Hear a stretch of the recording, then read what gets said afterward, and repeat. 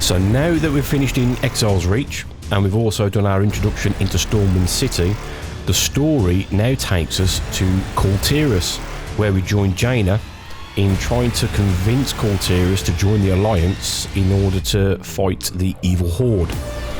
However, all is not all as it seems to be, as Jaina has a little bit of history in Kul Tiras, which we're about to discover. Hello everyone, I'm JB Tech, and a huge welcome back to the channel. So in this video, we're going to dive a little bit deeper into the story, and I'm going to continue to share my experience in my World of Warcraft journey. It's in Kul Tiras is where I really felt that the journey really truly started, and the experience of World of Warcraft, as there are tons and tons of quests to do, mainline story quests and also some side mission quests.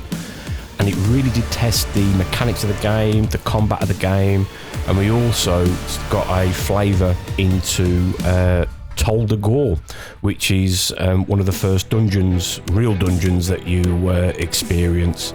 We did get a little bit of experience about dungeons in Exile's Reach, but it was really quite an easy dungeon. However, Tol Dagor dungeon is a little bit more challenging, and as I'm trying to keep the videos here to around about 10-minute mark, there is quite a lot of gameplay to edit in order to achieve that sort of time of video. So be sure to stay tuned to the channel, as the Tol Dagor dungeon will be in an upcoming video. So now let's find out why Jaina has a little bit of history in Kul Tiras.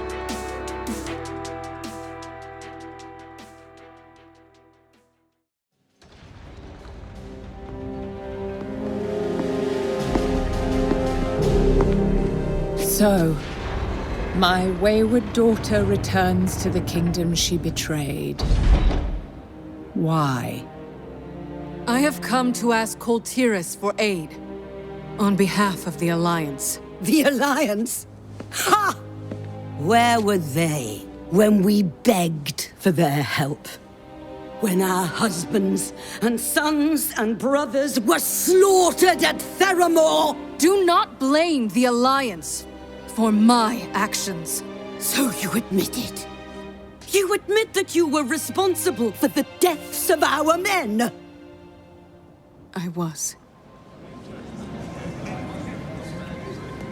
But I will do anything in my power to ease the suffering of Kul Tiras. Catherine, enforce our laws. The punishment for treason is death.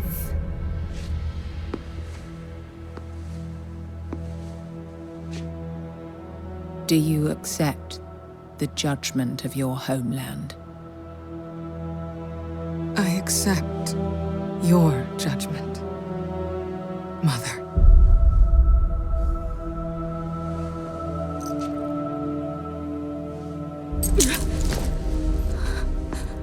You are no daughter of mine.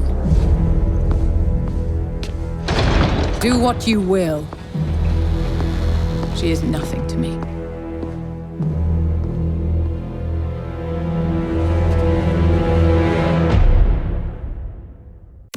So we start off in Tol Dagor. However, we don't actually play this as a dungeon until a little bit later on in the story. And it wasn't until I was editing this video that it occurred to me that we actually started in Tol Dagor. And it's here where we meet one of the main characters that will join during our Kul Tiras journey, which is Flynn. And we join Flynn in lots of different quests, which are in aid of trying to get Kul Tiras to join the Alliance. We start off where we have to try and break Flynn and ourselves out of Tol Dagor.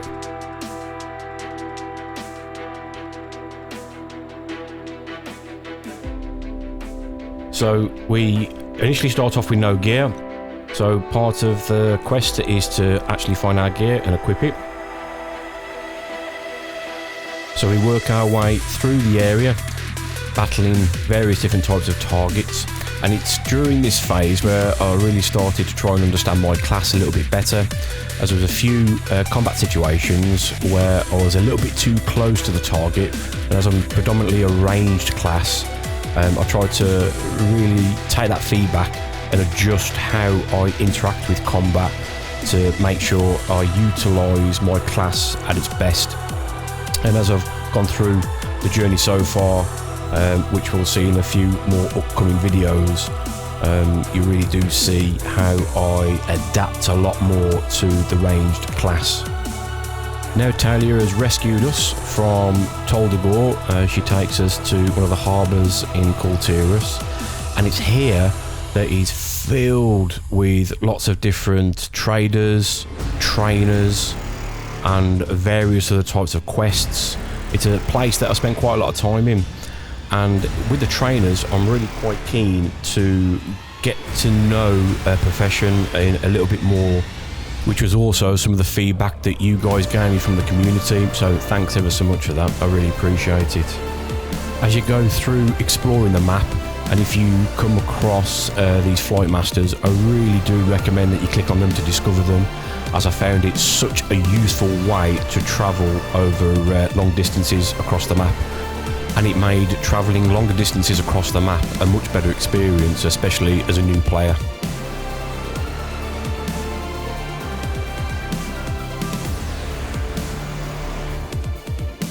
Once we spoke to the harbour master, Talia then begins to explain a little bit more history on Kul Tiras. Kul Tiras is made up of several major houses.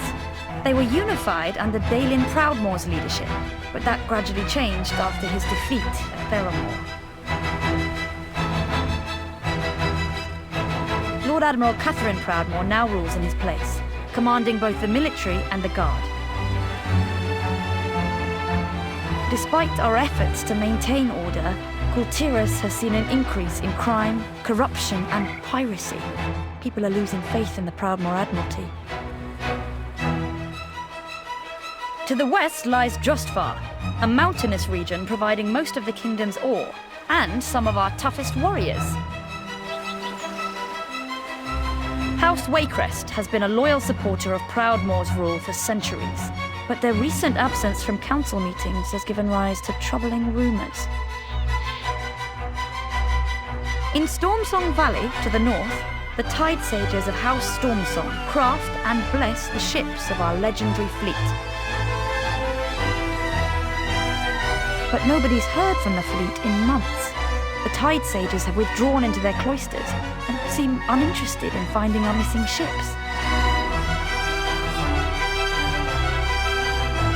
We must unite the houses beneath the Proudmoore banner and locate the missing fleet.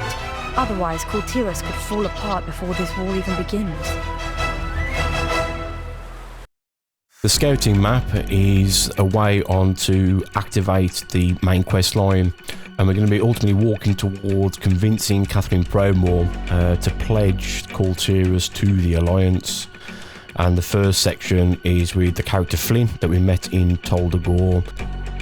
Another way to travel across the map is through the Ferrymaster, which is just an alternative method of travel for longer distances.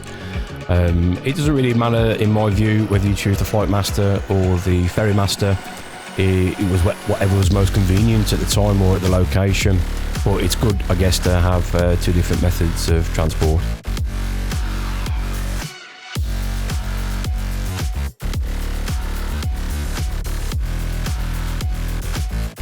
As I mentioned at the start of the video, there are a ton of quests to go through. There are main line quests and sideline quests, lots of different types of characters to meet, and I've named the thumbnail of this video, The Journey Starts Now, as I really do believe that it's at this sort of point where the wonderful World of Warcraft really opens up to you as a player, and you get a little bit more control on how you play the game, at what pace you play the game, what type of storyline you'd like to do first. The game does give you some guidance through the quest lines, but it's here where you can really explore the world, whether you want to spend some time getting to know the trainers and developing your training skills. You also get to experience upskilling your talent tree and developing that. So it's a really good way for you to now start and customize your character and build on what sort of skills you want to focus on. This game has truly captured me, and is exactly what I've been seeking for that something new to immerse myself into, as the depth of the story and the depth of the world that is the World of Warcraft is humongous, and you can make of it what you want, and you can play the game exactly how you want to play the game, which I think is absolutely fantastic. I have tons of content to come on World of Warcraft, as I have hours of gameplay yet still to edit. So I do hope you find these videos useful. Please feel free to drop us some feedback in the comments. All feedback is welcome. I really appreciate it. And as always, I really appreciate you watching the video. Catch you guys in the next one. Laters.